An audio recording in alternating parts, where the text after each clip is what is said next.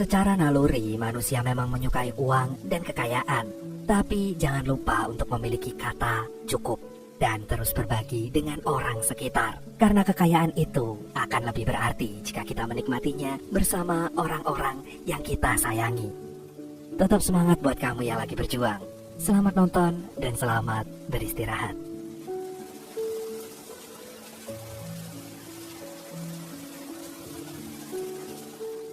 Jimmy Logan adalah seorang kuli bangunan yang telah bercerai dengan istrinya. Dia memiliki seorang putri bernama Sadie Logan. Namun hak asuh Sadie jatuh ke tangan ibunya. Walaupun begitu, Jimmy sering mengunjungi Sadie dan menghabiskan waktu bersama putri sematawayangnya itu. Mereka selalu menyanyikan lagu favorit Jimmy. Saat ini, Jimmy bekerja sebagai kuli bangunan dalam pembangunan sebuah sirkuit balapan. Namun ketika sedang sibuk bekerja membuat terowongan bawah tanah, Jimmy tiba-tiba dipanggil oleh mandornya.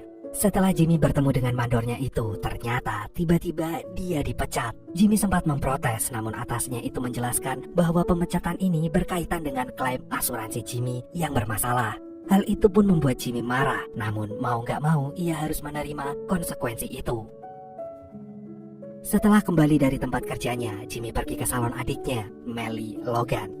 Dari situ, Melly bercerita bahwa Jimmy telah melewatkan pentas menari anaknya, dan Melly kecewa pada Jimmy karena ponsel Jimmy gak bisa dihubungi. Ternyata selama ini ponsel Jimmy telah mati karena dia tidak bisa membayar tagihannya.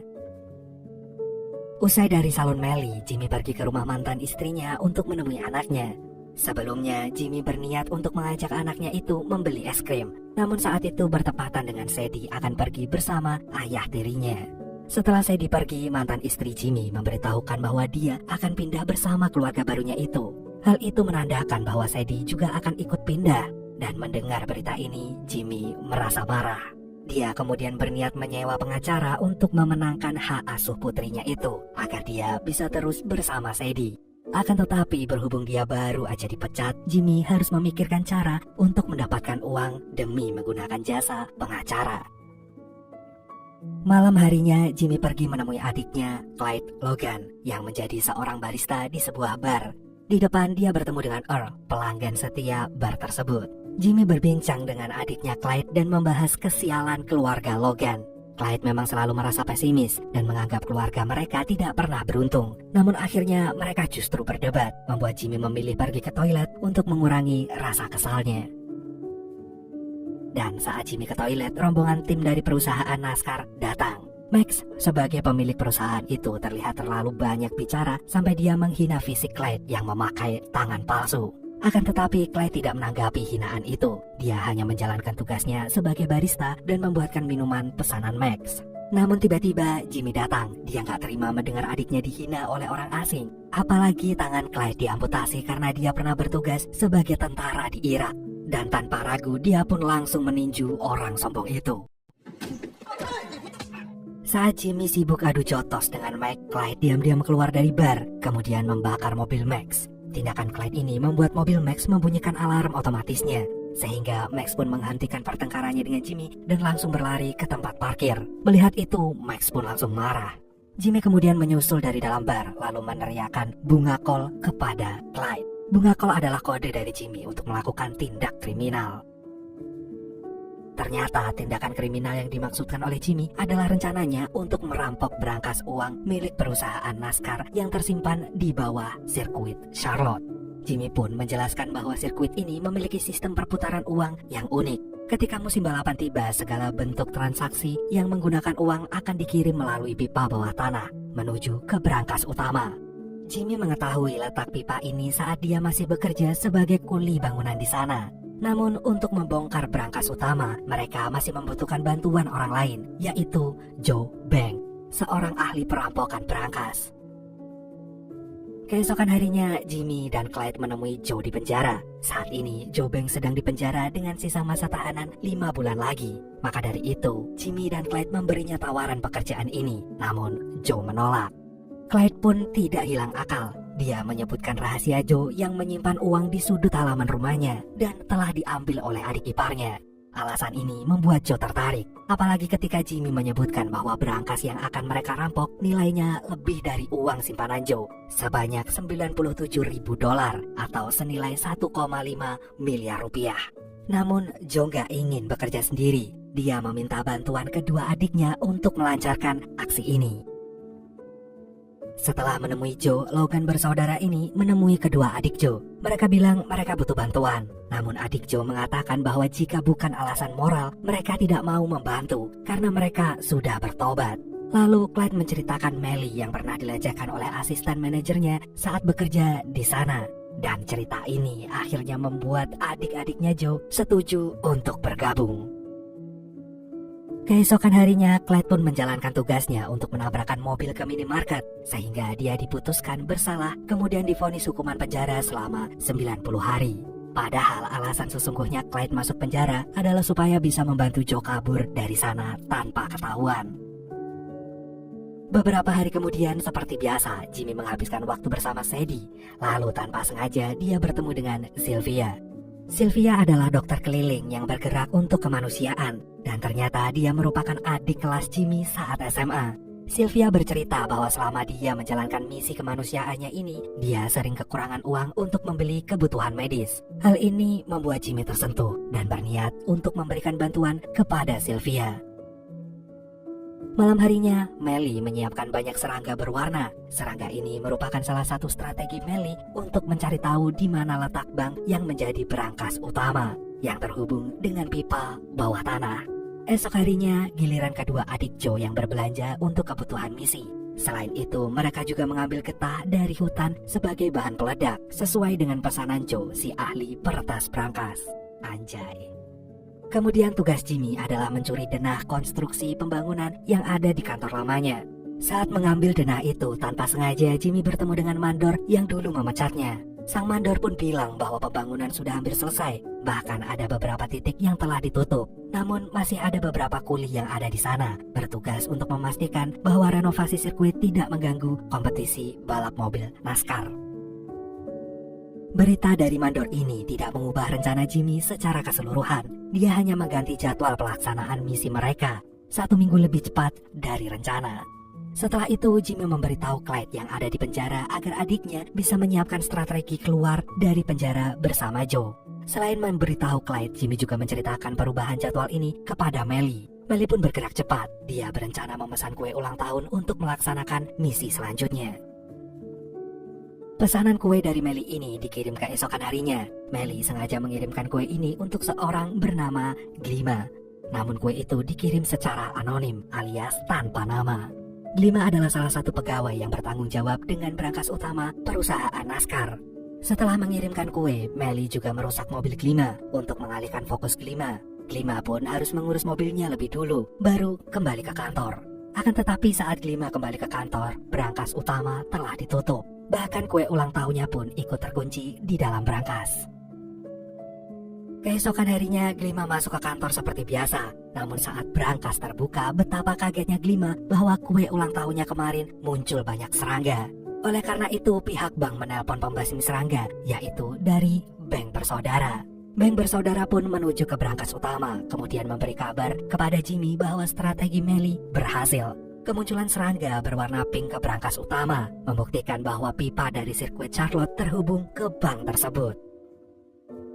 Di dalam penjara, Joe Bank juga mulai merencanakan cara kaburnya. Dia meminta bantuan salah satu napi bernama Naman untuk membuat kerusuhan bersama napi lain agar perhatian sipir bisa teralihkan sehingga Joe bisa pergi dari sana tanpa tertangkap. Esok paginya, Joe dan Clyde pun mulai menjalankan misi dari peran dan posisinya masing-masing. Awalnya, Joe sama seperti para napi lain, yaitu keluar dari sel kemudian sarapan. Akan tetapi saat kepala sipir sedang keliling untuk mengawasi para napi, tiba-tiba Joe memuntahkan makanannya. Kepala sipir pun langsung marah dan memerintahkan anak buahnya untuk membawa Joe ke rumah sakit penjara. Saat di rumah sakit, Joe sempat berbicara dengan suster. Sang suster meminta Joe untuk beristirahat total, lalu Joe izin pergi ke toilet. Sebelumnya, suster itu nggak mengizinkan dan menawarkan pispot. Namun di depan kamar Joe ada Clyde yang sedang berpura-pura ngepel, kemudian menawarkan diri untuk mengantar Joe ke toilet.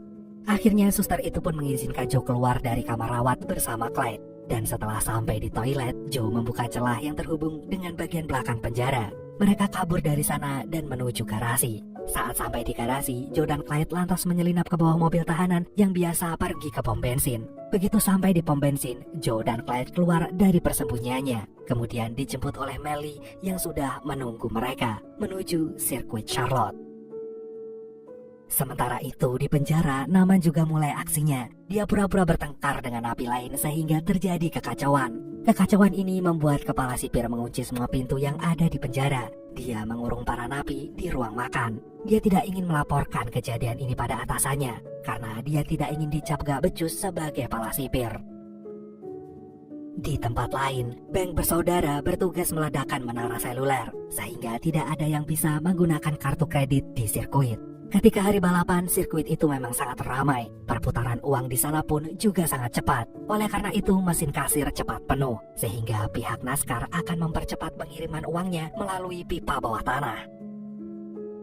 Setelah teman-temannya bergerak, Jimmy pun akhirnya bergerak. Dia pura-pura menjadi penonton dan masuk seperti biasa melalui pintu depan dan pemeriksaan keamanan. Akan tetapi, Jimmy tidak menuju tribun penonton. Dia justru menuju terowongan bawah tanah, berjalan mendekati pipa yang menjadi targetnya. Gak lama kemudian, Clyde dan Joe juga sudah sampai di sirkuit. Dan tanpa banyak bicara, Joe dan Clyde menyamar sebagai kuli bangunan yang merenovasi sirkuit itu. Dan tanpa ketara, Joe membeli permen jelly yang sebenarnya menjadi salah satu bahan peledak rakitannya. Dalam balapan ini, tim NASCAR memiliki pembalap andalan yang bernama Dayton. Dayton adalah atlet yang sangat menjaga kebugaran fisiknya karena ia meyakini bahwa menjadi pembalap bukan semata-mata hanya karena kehebatan mesin mobilnya. Oleh karena itu, Dayton sangat memperhitungkan asupan nutrisi melalui makanan dan minuman yang masuk ke tubuhnya. Akan tetapi saat menjelang pertandingan, Max sebagai bos NASCAR mendatangi Dayton dan memintanya untuk minum minuman energi. Sebelumnya, Dayton menolak karena dia tidak ingin makan dan minum sembarangan. Namun Max terus memaksanya, apalagi dia sedang berada di hadapan wartawan. Dan minuman itu adalah salah satu sponsor utama mereka. Dan akhirnya Dayton pun mengalah. Ia meminum minuman itu agar Max berhenti bicara. Dan ternyata hal ini berbuntut panjang. Dayton tidak bisa fokus dengan balapannya sampai akhirnya dia kecelakaan di arena balap. Gara-gara ini Dayton menyalahkan minuman energinya dan tentu saja ia marah besar kepada Max. Kembali lagi dengan Joe dan Clyde. Mereka berdua berjalan menuju ke terowongan. Namun untuk menuju terowongan itu mereka harus melewati jalur pembuangan, baru kemudian tiba di bawah tanah. Setelah sampai di bawah tanah, mereka bergerak menuju pipa yang ternyata sudah ditunggu oleh Jimmy. Melihat Jimmy sudah ada di sana, Joe kemudian menyiapkan bahan ledakannya yang benar-benar sederhana. Awalnya, Jimmy dan Clyde tidak percaya dan merasa kalau Joe hanya main-main. Oleh karena itu, Joe harus menjelaskan lebih dulu tentang bahan-bahan kimia ini. Baru mereka sepakat untuk meledakannya. Gak lama kemudian, Joe memasukkan peledaknya ke pipa. Lalu... Dan setelah ledakan itu, uang pun mulai tersedot dari pipa brankas menuju tempat mereka. Jimmy dan teman-temannya pun mengumpulkan uang-uang ini dan memasukkannya ke dalam kantong plastik sampah untuk dibawa keluar terowongan tanpa dicurigai oleh siapapun. Ledakan dari pipa ini ternyata menimbulkan asap sampai ke restoran sirkuit. Melihat hal ini, pegawai restoran pun melaporkannya pada pihak keamanan. Gak lama setelah menerima laporan itu, petugas keamanan berjalan menuju terowongan untuk memeriksa hal yang telah terjadi. Dan benar saja, tanpa diduga, petugas keamanan bertemu dengan Joe bersaudara yang terlihat sedang mengangkut tumpukan sampah. Petugas itu bertanya apakah mereka mencium aroma terbakar. Namun tentu saja Bank bersaudara ini tidak menjawab. Mereka justru mengaku bahwa indera penciumannya sudah rusak sejak kecil. Akan tetapi petugas keamanan mempercayai hal itu, lalu membiarkan Bank bersaudara melanjutkan pekerjaannya. Bank bersaudara pun terus menyetir keluar terowongan. Namun sayangnya saat mereka berada di gerbang terakhir, gerbangnya macet. Dua petugas keamanan yang sedang memeriksa terowongan akhirnya menemukan asap dari balik pintu. Dan saat mereka membuka pintu itu, ternyata ada orang rokok. Dan itu adalah Earl. Earl bertugas mengalihkan perhatian petugas ketika Jimmy dan Joe membantu Bank bersaudara membuka gerbang pembuangan sampah yang susah dibuka. Gak lama kemudian, Jimmy yang baru saja datang berhasil membuka gerbang itu. Setelah itu, Bank bersaudara dapat melanjutkan pekerjaannya, mengangkut kantong sampah yang berisi uang keluar terowongan. Dan setelah misinya berhasil, Clyde dan Joe harus segera kembali ke penjara. Mereka berjalan keluar dari terowongan. Sayangnya, di tengah perjalanan, Clyde dan Joe bertemu Dayton dan Max yang sedang bertengkar. Max terkejut sempat mengenali Clyde, namun Clyde segera pergi dari sana. Di dalam penjara, para napi membakar dapur sampai terdengar alarm kebakaran. Oleh karena itu, pemadam kebakaran pun segera datang. Namun ternyata yang ada di mobil pemadam kebakaran itu adalah kendaraan yang digunakan Clyde dan juga Joe untuk kembali ke penjara tanpa ketahuan. Selain itu, dengan adanya peristiwa kebakaran ini, kepala sipir akhirnya membuka akses pintu di dalam penjara. Dan saat suster datang memeriksa, Joe sudah berada di kamarnya dan mengaku kalau dia tersiksa karena pintunya terkunci. Joe pura-pura tidak tahu tentang insiden yang terjadi di dalam penjara. Anjay, keren. Setelah misi selesai dilaksanakan, Jimmy membuang seluruh penyamarannya, kemudian menuju tempat pementasan anaknya. Sore ini, Sadie akan tampil menyanyi. Dia menunggu ayahnya dan juga Melly. Namun mereka belum datang juga. Akan tetapi, gak lama kemudian Melly datang dan dia pun langsung merias keponakannya itu.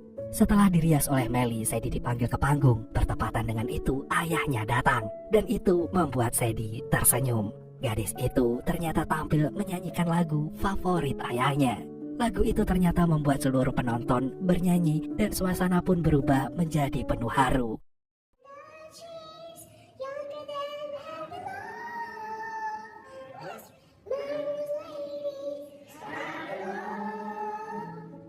Oleh karena itu, Sadie berhasil menjadi juara 1 dan membuatnya sangat senang sekali. Setelah menonton penampilan Sadie, Jimmy menuju pom bensin. Di sana, Jimmy meninggalkan truknya yang berisi uang hasil curian tadi siang. Sesampainya di rumah, Jimmy juga membakar catatan rencana perampokannya untuk menghilangkan jejak.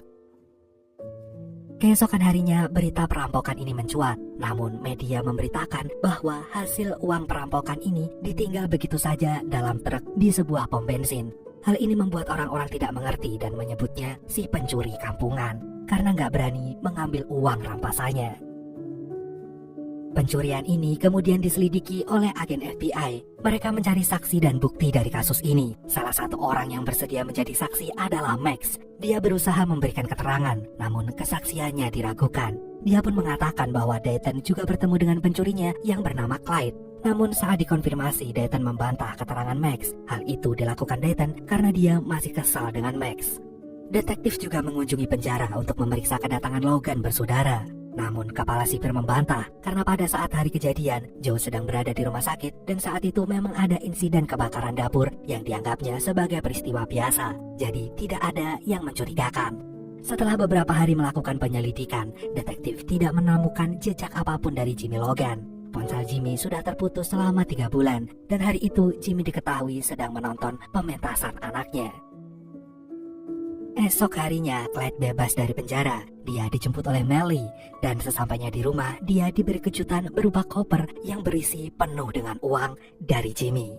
Tak lama kemudian, Joe keluar dari penjara. Dia mendengar kabar bahwa uang hasil curian mereka ditinggal di pom bensin. Dia pun menemui Clyde, menanyakan keberadaan Jimmy.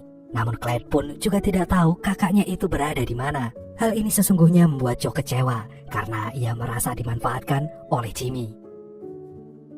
Keesokan harinya, Joe tengah bersantai di rumah. Namun tiba-tiba ada seseorang yang mengetuk pintu rumahnya. Akan tetapi saat Joe membuka pintu, tidak ada orang di sana. Joe hanya menemukan sekop yang tergeletak di teras. Joe kemudian mengikuti instingnya. Dia menggali halaman rumahnya dan menemukan bungkusan uang yang merupakan hasil rampasannya bersama Jimmy. Ternyata Jimmy membagi uang hasil curian mereka kepada orang-orang yang telah membantu misi ini. Jimmy memberikan uang itu kepada Naman setelah Naman terbebas dari penjara. Dan selain itu, Jimmy juga menyumbangkan uangnya untuk Sylvia, sang dokter kemanusiaan. 6 bulan kemudian, detektif masih menyelidiki kasus ini. Sampai akhirnya perusahaan NASCAR meminta detektif melupakan kasus ini. Perusahaan NASCAR telah puas dengan penyelesaian asuransi ganti rugi yang sudah mereka dapatkan. Namun anehnya, perusahaan NASCAR tidak bisa menghitung secara pasti jumlah uang yang sudah dirampok. Hal ini membuat detektif pun akhirnya menyerah dan menyudahi penyelidikannya. Pagi ini, Jimmy mendatangi rumah mantan istrinya. Dia pun menemui Sadie, dan seperti sebelum-sebelumnya, dia mengajak anaknya bermain-main. right. So I was thinking, a turn right, huh? Yeah, turn right. How fast can you go? Dan hari ini semuanya telah berakhir bahagia. Misi Jimmy berhasil dan dia bisa berkumpul bersama orang-orang yang dia sayangi. Really into. Do you need to fix it? Talking bullshit.